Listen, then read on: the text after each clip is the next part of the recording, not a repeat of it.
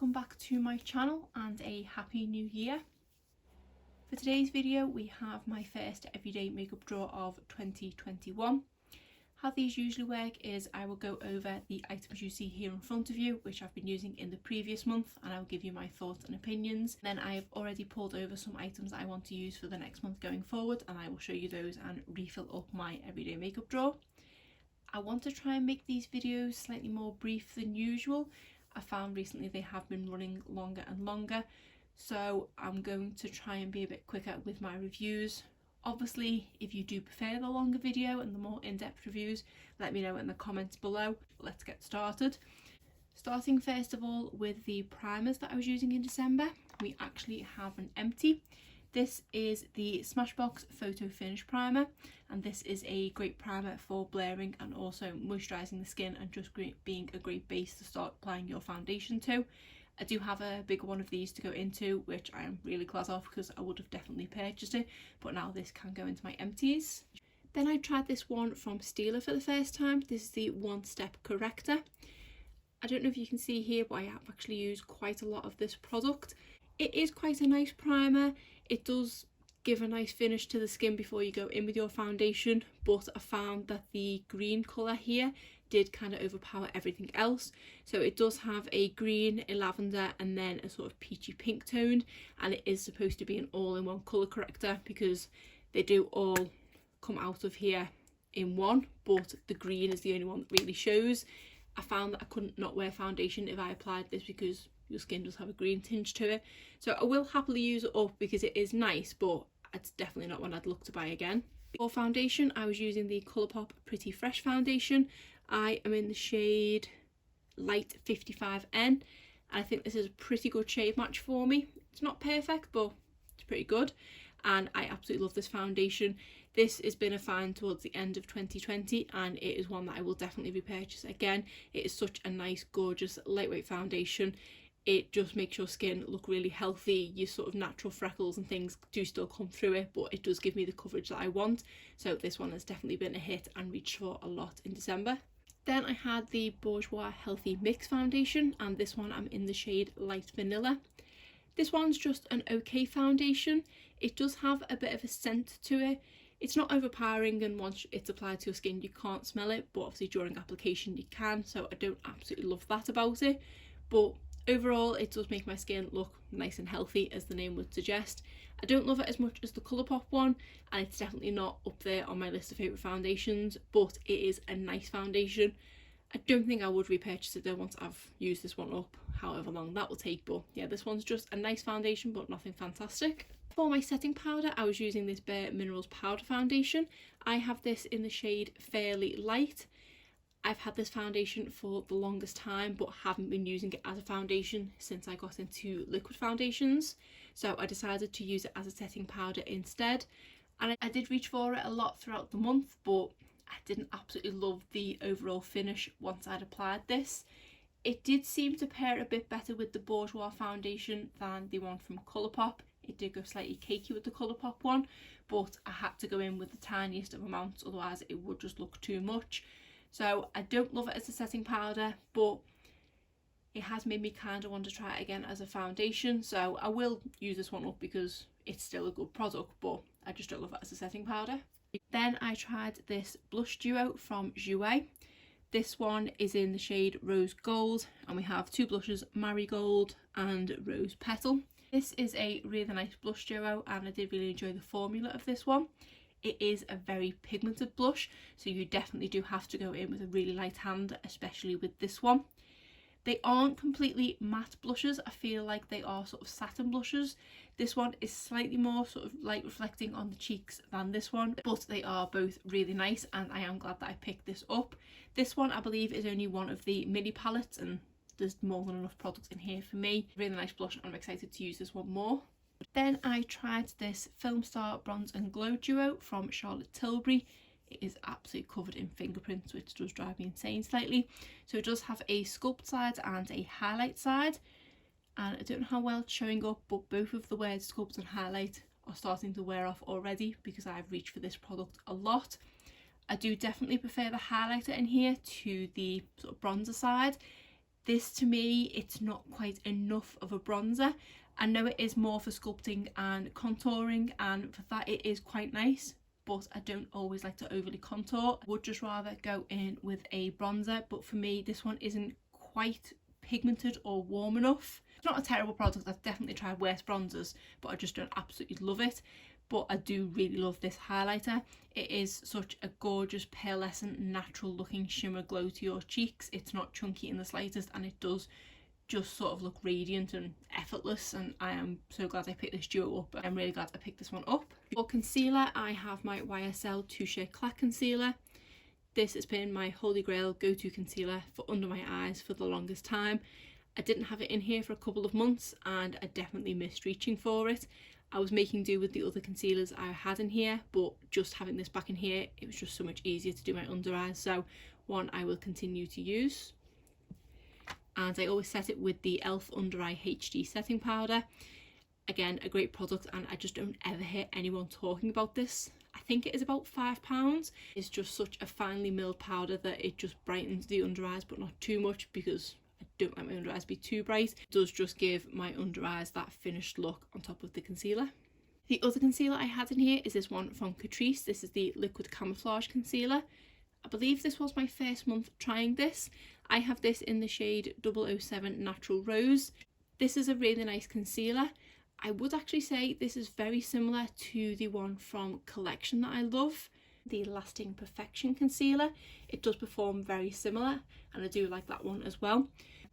This is a really nice consistency. It's not too thick or heavy, and it never looks cakey. It works really well at covering any redness or any blemishes or things. Because I had the YSL one in here, I never tried it under my eyes, so I can't say as to how it performs under my eyes, but as a general all over concealer, I did really enjoy it. For one of my brow products, I had the Benefit Goof Proof Brow Pencil. I have this in the shade 3, and this is just my holy grail go-to eyebrow pencil. I've repurchased numerous ones of these and will continue to do so. I do try other brow products in the meantime, but this is the one I just always seem to go back to because it is just so easy to use. The other brow product I had in here was another one from Benefit, and this is the Precisely My Brow. This one is in the shade 3.5, so it does run a little bit too dark on me. I do really like this product. It does have the more finer tip, and I do find that considering how fine the tip is, it doesn't take the longest time to do my eyebrows with this one. So it is a product that I do really like. It's just not an absolute favourite. For eyeliner, I was using this one from Milani. This is the Stay Put eyeliner in Hooked on Espresso. I did reach for this one quite a lot this month. I just have not been reaching for eyeliner at all much this year. But I do want to try and make more of an effort to apply it because I feel like a lot of looks I achieved, this kind of finished it off. I do much prefer having a brown eyeliner than a black one. I think black can be too harsh. And this is a great one that does last a decent amount of time. And for liquid liner, I had the Tarte Manita eyeliner in here. This is definitely my favourite liquid liner, and I thought putting it in here I might actually apply it, but I just tended to go with pencil liner and not bother with eyeliner. I always find that I'm never 100% happy with an eye look, and it really annoys me, especially if I'm happy with the eye look before I go in with the liner. Not someone that feels like eyeliner finishes off a look. Say for me, it most times ruins it, but I do love this one if I am reaching for a liquid liner. Then for mascaras, I'm finally going to call it a day with this one from Huda Beauty. This is the Huda Beauty Legit Lashes, and this is a double-ended mascara which has a volume side and a curl and length side. This is a great mascara, but I have now had this one open for about 6 months at this point, and I am starting to notice that it is drying out properly. But because I've had it in here for the past 6 months, I do feel sort of safe to say that I've definitely got my money's worth out of this. It did fast become one of my favourite high-end mascaras. Just such a fantastic mascara. You can go in with either of the sides by themselves or layer them to just create a really dramatic look. I never have any problems with flaking or transfer or anything with this mascara, and say I do really recommend it. Then I was using the Flower Beauty Warrior Princess mascara. This one is definitely better than the original Warrior mascara. My only issue with this one is the wand is just so long from here to the brush. I just don't feel like I have an awful lot of control with this one. I absolutely love the effect it has on my lashes. It does give them volume, length and also a curl, but I do have to be careful applying it because, like I say, I feel like I've got less control over it. But it is a great affordable mascara and one I will definitely purchase again in the future once I've used this one up. Then I tried the L'Oreal Air Volume Mega Mascara. I didn't have many expectations going into this one because I hadn't heard much about it, but this is a pretty nice mascara. I don't get the air volume thing in it really. It does have sort of a normal bristle brush. It does remind me quite a lot of the Lash Paradise, is that right? Is that the one from L'Oreal? It does give a very similar effect to that one, and that is a mascara that I do love, but it's quite hard to get hold of here in the UK. We do have a sort of versions like the Lash Paradise Ecstatic, but it's just not the same as the one from the US. So this might be a good alternative for me to be able to pick up when I can't get hold of the Lash Paradise anymore. I do have one currently in my collection which my friend picked up from the States, but once that runs out I obviously won't have another one, and I do really love that mascara. So I do think this one is very, very similar.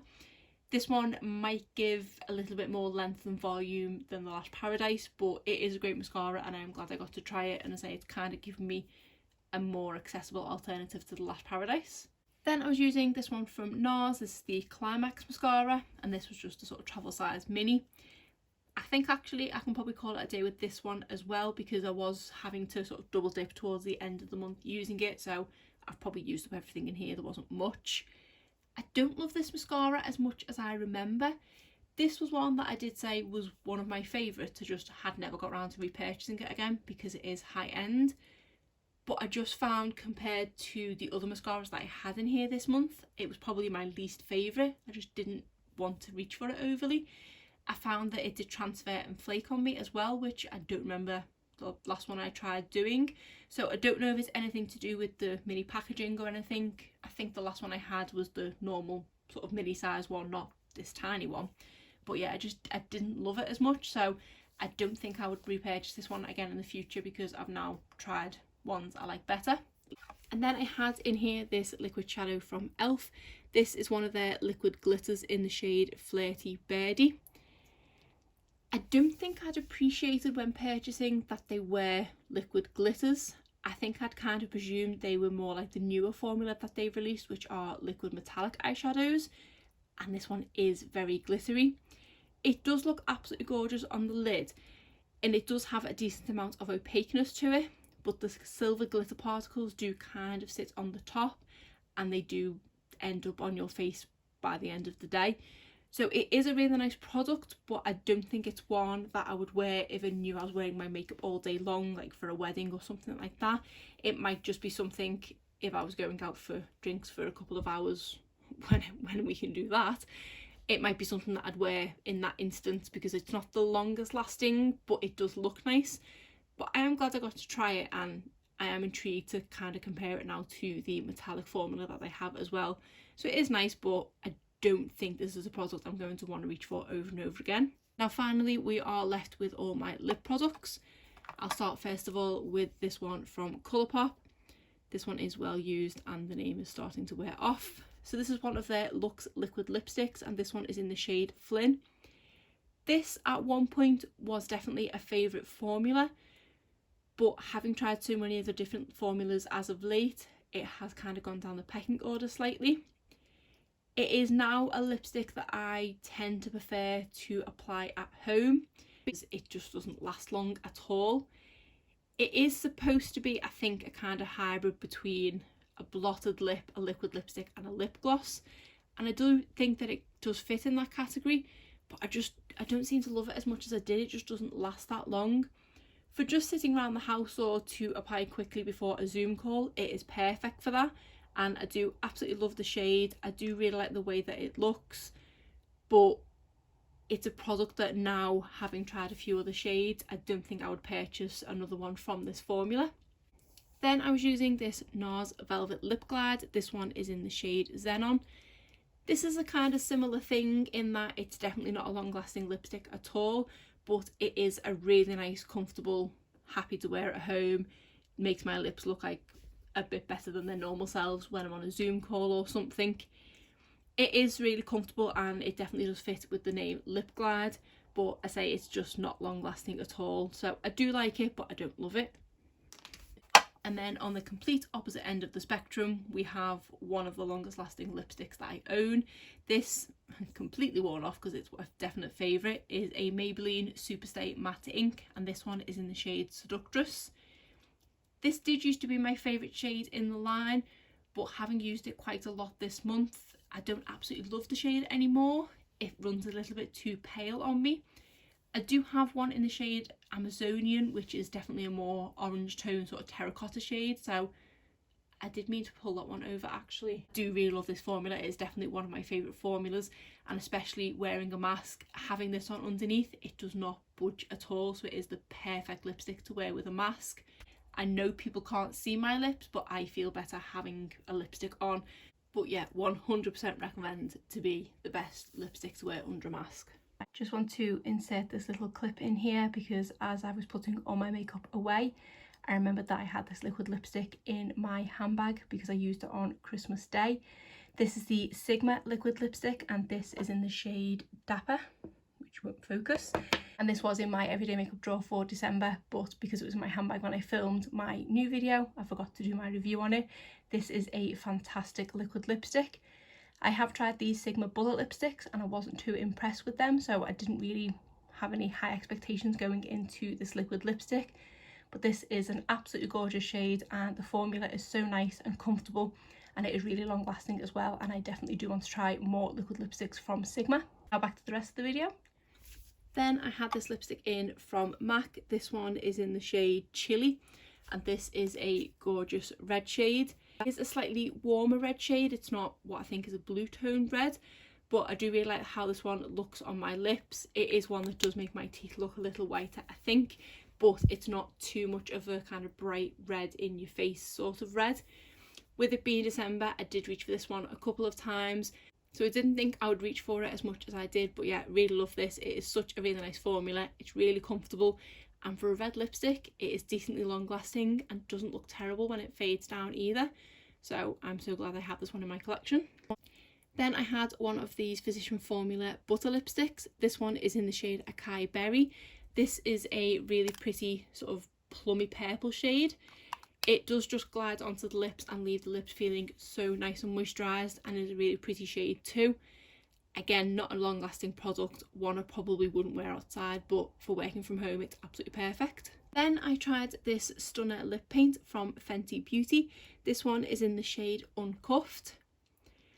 I'm really on the fence about whether I like this one or not. This one does have a slightly strange applicator. That it is sort of round and fat and then has a flat part on the top there.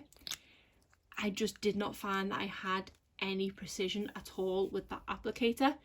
This was just so messy to apply, also because as well it is a really thin formula, and I could just never stay in my lip lines, and I would always have to go around the edge to remove where I'd gone over the edge. So this was one that I wouldn't wear when I had foundation on because I'd end up rubbing off the foundation around my mouth. The formula itself is a nice formula because it is nice and thin and it is really comfortable, and it also doesn't feel sticky or anything like that, and it does fade down really nicely. Especially with this colour, you can't kind of notice the fade down. So I am really torn because the application process is an absolute pain, but once it's on and it's been fixed and it's in place, it is a really nice liquid lipstick. So I will obviously happily use the rest of this, but it definitely doesn't make me want to purchase any more shades. And now just need to work out where I'm going to store this because of the size of it. Then I had in here this lipstick from Charlotte Tilbury. This is in the shade Pillow Talk Medium. I absolutely love the shade of this lipstick. I'm probably wearing this in a lot of videos in December because I couldn't stop reaching for it. It is just such a gorgeous warm rosy pink shade, and I do really like it. It is quite a comfortable matte lipstick, and it is decently long lasting as well, so I'm glad I picked this one up. Finally, I had this liquid lipstick from Dose of Colours. This is a Mauve Story, and I believe this was one in collaboration with Desi and Katie. This is a really nice colour. It does kind of look like my lips but better when applied. It is decently long lasting and is one that I can kind of apply in a hurry without the need of a mirror, so this one is great on the go. And I do generally like the Dose of Colours liquid lipstick formula. So that is it. My basket is empty again. I don't think I was as brief as I wanted to be, but I also didn't want to talk too fast. So now I'll go over the products that I want to use going forward for January. Primer. I want to use again the Smashbox Photo Finish Primerizer. I'm kind of feeling confident because I finished up the other one that I can maybe finish this one up as well. This was in my project pan for last year, so hopefully get that finished up. And then I want to use this Benefit Porefessional as well because that one's nice and moisturising, but I sometimes like a bit of pore filling too. And then I finally want to try this one from Becca. This is the First Light Priming Filter. I've had this in my collection for the longest time, and I did have Becca on my list of brands I wanted to try in 2020 because I had this product and I never got around to using it, so better late than never. And for foundations, I want to bring in a BB cream. This is from the brand Dead Sea Spa Magic, and this was actually a product that I got in my Holland & Barrett advent calendar. Because I don't think I'm going to be going out very much this month, I thought a BB cream was perfect. And then for foundation, I want to use the Catrice HD Liquid Coverage Foundation. Using the concealer last month kind of reminded me how much I love the foundation. I can't remember though if this one is slightly too dark for me in the winter, but we'll find out. And I've just realised I normally start the fresh month with items I'm bringing over from December, which I completely forgot, but there is only 2 to bring over.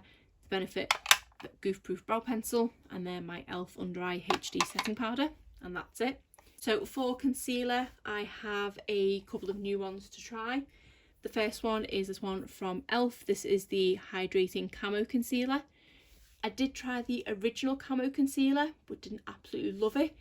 I think shade match was probably an issue as part of that. This one is in the shade Light Ivory, and it might be too light, but we'll just have to see how it goes. And then for my other concealer, which is another one from e.l.f., it is the e.l.f. Flawless Brightening Concealer, and this is one that is very similar kind of setup to the Touche Eclat, so that's why I'm not putting the Touche Eclat one back in this month, because I want to give this one from e.l.f. a go. And fingers crossed this works for me, because if it does, it will save me a lot of money, because I think this one was £5 and the YSL full price is usually about £27. So I got this one in the shade Light 23C. We'll see how we go with the shade on that one too. And then I do want to bring in a second brow product, and again something new to try. This is the Brow Micro Filling Pen, again from Benefit. I got this one in the shade Light Brown. For my complexion products, I do want to actually bring in a face palette. This is from Lacura, which is the brand from Aldi supermarkets, and this is the Cheeky Cheeks palette, and I think it's supposed to be a dupe for a Benefit palette. So this has a bronzer, highlighter and blush in. I don't know how well any of these are going to work for me, so I am bringing backups in as well. For bronzer, I'm going to bring in a trusted one. This is from Milani and is the Silky Matte Bronzer in the shade 1 Sunlight. I do love this bronzer. And then for blush, I do want to try another new product. This is from Essence and is the blush and is in the shade Befitting, which looks like a really pretty shade. Then for a second highlighter, I want to try this one from Charlotte Tilbury. This is the Hollywood Beauty Light Wand, and I think the shade in this is Spotlight. I'm really intrigued by this product with the little kind of poof applicator. See how I get on with this one. And for my setting powder, I want to bring in the one from Physicians Formula. This is the Healthy Powder, and I have it in the shade LN3. I want to bring a pencil liner in this month again, and I'm going to go for a black one. This is Urban Decay 24/7 Glide On Pencil in 0. I do really need to pick one of these up in brown. I might have a look in the January sales to see if I can get one, because I do love the formula of this. I say I just don't love that it's black. Then I might actually bring back in the Tarte Man-Eater eyeliner. I don't know if I'm going to reach for it, but at least if it's in here I can. And then so I can compare it with the other one being fresh in my mind, I want to bring in this liquid eyeshadow from e.l.f. So this is one of the newer ones in the more metallic formula, and this one is in the shade Little Dipper and is a gorgeous kind of pinky shade. So I want to see what that one's like. For mascaras, I have a couple that are already open and then a couple of new ones to try. The first one that is open is this one from Florence by Mills and is the Built to Lash mascara. And the other one I have open is this one from Fenty Beauty. This is the Full Frontal mascara. I want to try this one from Kiko Milano. This is the Unexpected Paradise waterproof mascara. and this is actually one, has a wand. I don't know how well you'll be able to see. This is the wand now, and then you can twist it. I don't know if you will be able to see that or not, but I'm really intrigued by this one because I don't think I've tried a mascara that you can do that with. And I want to try this one from Kat Von D. This is the Go Big or Go Home mascara. This is something I got as part of a Latest in Beauty box, and to be honest, I had thought it was the new rebrand of KVD Vegan Beauty, but obviously not, so I don't actually know how old this tube is to begin with. There's not too much in it. I'm probably only going to keep it open for a month or two, but I'll see what it's like. The final mascara to try is this one from L'Oreal. This is the Bambi Eye False Lash Mascara. Jessica Braun has raved so highly about this mascara, I'm dying to give it a go. And because I did have good luck last month with that other L'Oreal one, I'll see what this one's like. And then finally on to my lipsticks. I did get a little bit bored with my lipsticks again last month, so I am going to bring in quite a few. I've now realised I have certain ones that I reach for if I'm filming or going out, and also certain ones I reach for when I'm just working from home. So that's why I've brought over a few different ones. So I'll start first of all with the ones that are already open in my collection. We have this one from Sephora. This is one of their lip stories in the shade Labyrinth. And this is a really gorgeous sort of rosy, reddy pink shade. And then, as I did say earlier, I went to go and get it. This is one of the Maybelline Superstay Matte Inks, and this one is in the shade Amazonian, which I'll be wearing if I need to wear a mask for a long amount of time. And then we have this liquid lipstick from Ofra. This is in the shade Story, which was the one in collaboration with Samantha March. It's an absolutely gorgeous shade. Then the rest of the lipsticks that I'm bringing over are ones I haven't tried before. Well, this first one is a formula I've tried, but I've not tried this shade. So this is one of the Colourpop Luxe liquid lipsticks, and this one is in the shade Air Kiss. Because I didn't love the formula last month, I want to try this shade because this is definitely something a little different, and I'm intrigued as to how that'll wear.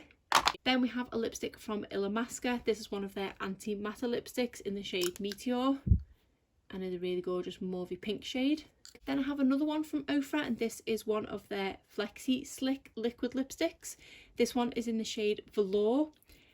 I'm really unsure on this one because it is a sort of more purpley toned mauve. I'm not sure how it's going to look, but we'll give it a go, and worst case scenario I can just wear it around the house. Then I wanted to try this lip liner from number 7. This I believe is in the shade Nude, yes. And this is one, I either got this in my advent calendar or in the Joy of Missing Out bundle that I got, but I don't believe I've tried number 7's lip liner formula before, so I'm excited to give this a go. So because I've put a lip liner in, I thought I'd put a gloss in as well. So we have this one from Kiko Milano. This is one of their 3D Hydra lip glosses in the shade 8. I have another new e.l.f. product to try, and this is one of their Sheer Slick lipsticks. This one is in the shade Black Cherry. And finally we have this one from Dose of Colours. This is in collaboration with Mickey Mouse, and I believe is one of their satin lipsticks. This one is in the shade Forever and is a really pretty nude brown shade. And it even has, if you can see, a little Mickey imprinted at the end there, so excited to use this one. So I think that is everything in my everyday makeup drawer for January. Quite a lot of lip products, which to be honest, the main things I'm wearing at the moment are brows, mascara and lip products, so it'll be nice to have a bit of variety this month. And then finally, just to remind you that I do still have a giveaway ongoing on my channel. The link to the video will be in the description box below. But other than that, that is it for today's video. If you did enjoy it, please give it a thumbs up and subscribe if you're not already. Thanks.